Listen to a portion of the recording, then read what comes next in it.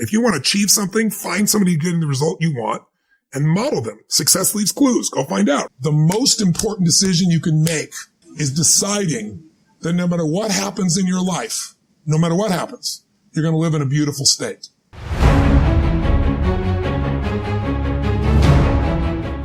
Finding the strategies that can help people get the result they want faster than they ever have. And you're brilliant at it. I'm really good at it. And we have a lot of friends that are really good at it.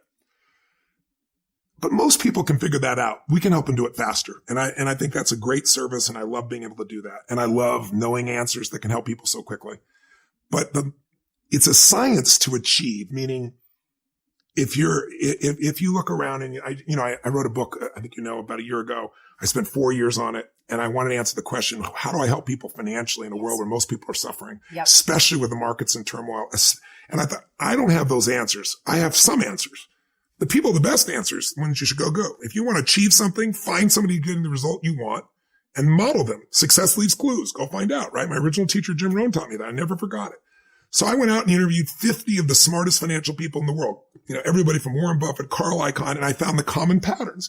If you live by these patterns, you'll have more than enough money. You may not be a billionaire, but you'll have more than enough money. If you violate these rules, the science, you're going to have too much month at the end of the money. You're going to be stressed out.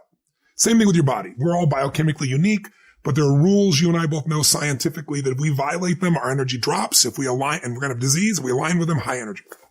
So that's the science of achievement. Get there quicker. How do you do it? One, obsess about what you want, right? Focus on it continuously. Have so much emotion about it that you take massive action. Keep changing your approach. Model somebody really great. And then with some grace, take some grace too. I think life is too short to suffer. And so I realized my happiness was really cheap. Let me explain.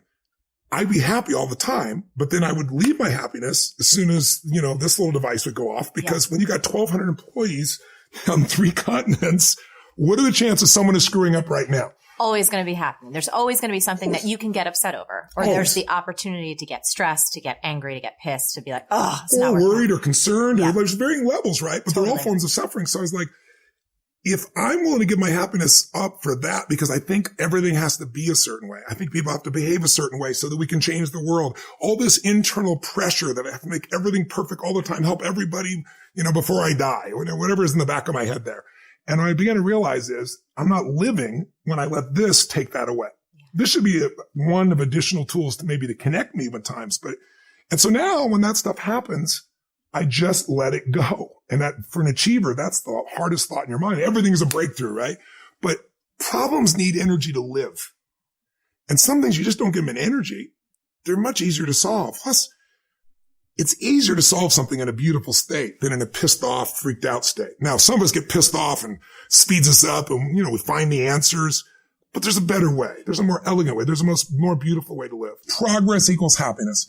When you're making progress in your body, even if you're not there yet, you feel good. Right. You achieve your goal and you just sit around, you're not happy. We got to grow. We got to make progress.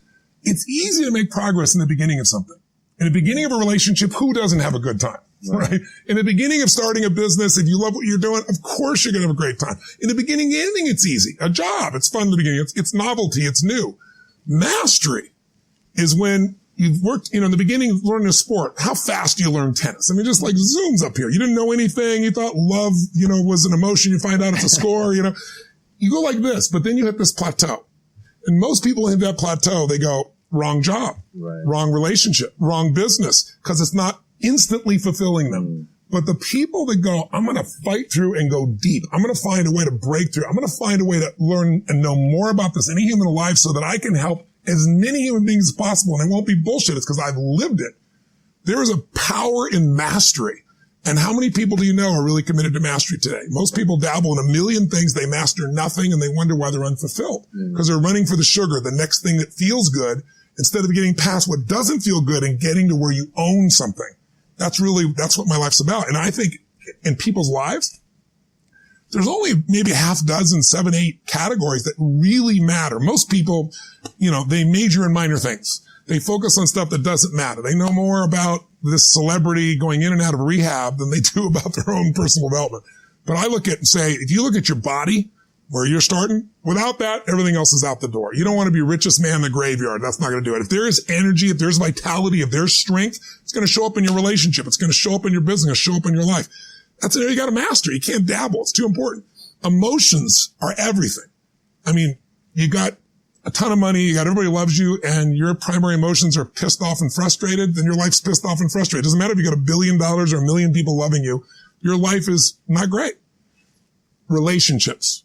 Intimate relationships especially. It's where the most juice in life comes from. It's where the most pain comes from most people. It's worth mastering instead of dabbling.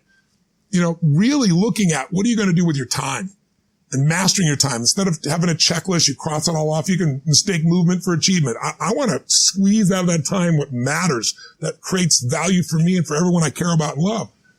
What about your career or your business and the mastery of that instead of dabbling? Most businesses are dabblers. That's why they don't make it. 96%, any 10-year period of time, 4% make it. That doesn't even mean they're profitable. And it does not mean they're enjoying themselves, all right? Or they're getting anybody else to feel good. Really mastering money so that it's not a question in your life. You can do and be and give and share as much as you want. And you're not stressed about it. You live in a place of abundance. And then spiritually, really, I think, I don't tell people what to believe spiritually, but I believe that ultimately, whatever you believe, you got to live it. And it should lead to growing and giving. If you're growing, you feel alive. If you're giving, you feel 10 times more alive. And I think if someone can celebrate and give, then that's spiritual state. So to me, those are the areas I look at mastering. Business for sure, but it's the areas of life that matter most. And most of where we spend our time doesn't make people feel fulfilled. That's why the average person is not fit and healthy. The average person is not in a relationship where they have tremendous passion. I'm not a dummy. I'm not a positive thinker. I know the truth. The average person is not successful in business. The average person is not earning what they want to earn. But you know what? Very few people have those things, but a few do. A few are happy, fulfilled, spiritually alive, financially strong. Their business is growing. They have passionate love affairs. And I'm obsessed with finding the few who do and find out what they do different and teaching to everybody. Learning it for myself and teaching everybody else.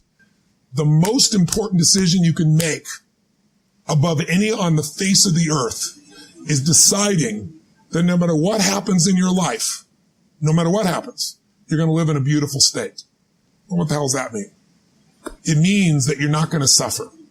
It means a beautiful state is that you're going to be happy, but that's only one. Or you're going to feel creative, or you're going to be passionate, or you're going to be in awe of something, or you're going to feel love.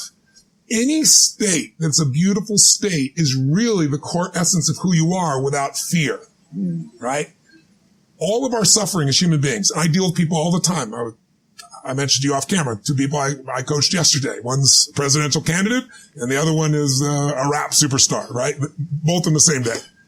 And without naming any names, people that have everything by your point of view, most people's point of view, they have the fame and they have the love and millions of people love them and they have great economics, financial freedom, and they have homes and they have the fashion, they have everything. They're the shit.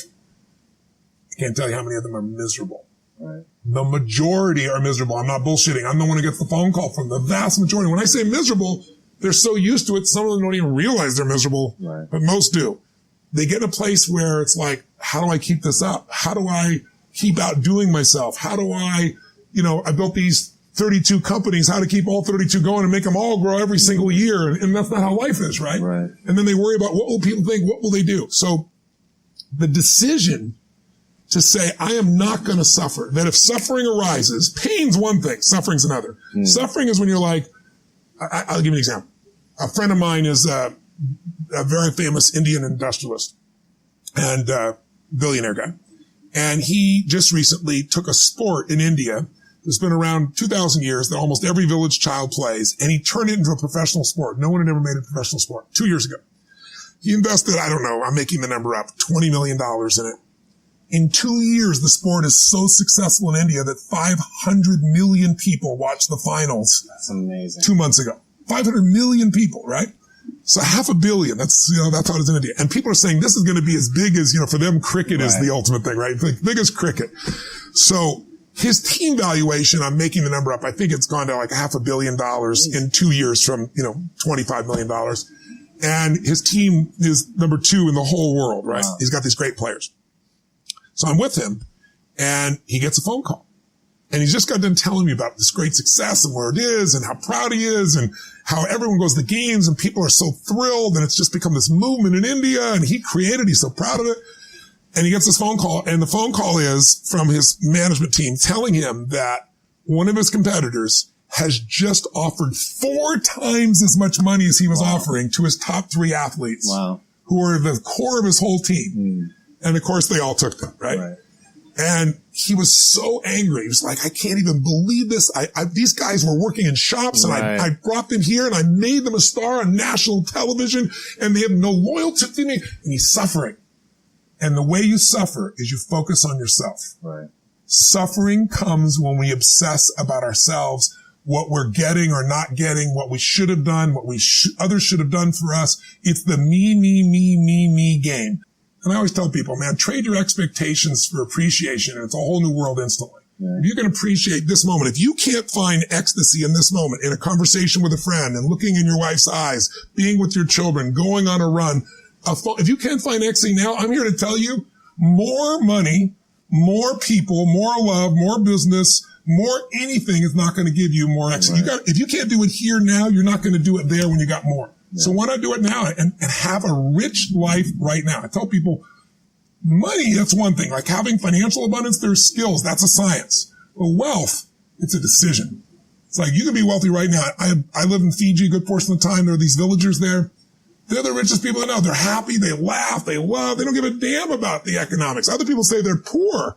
When I first went there, I was trying to do things for them. I'm like, what are you talking about? I'm so happy. Wealthy people come over from the United States and they go travel around and try to figure out what to do. And they're going to spend 9 years to do this and this and this so they can finally sit down and be happy. And the Fijian guy goes, why don't you sit on the beach right now, dude, and experience it? Why spend the 9 years? Why not have it now? That's my invitation.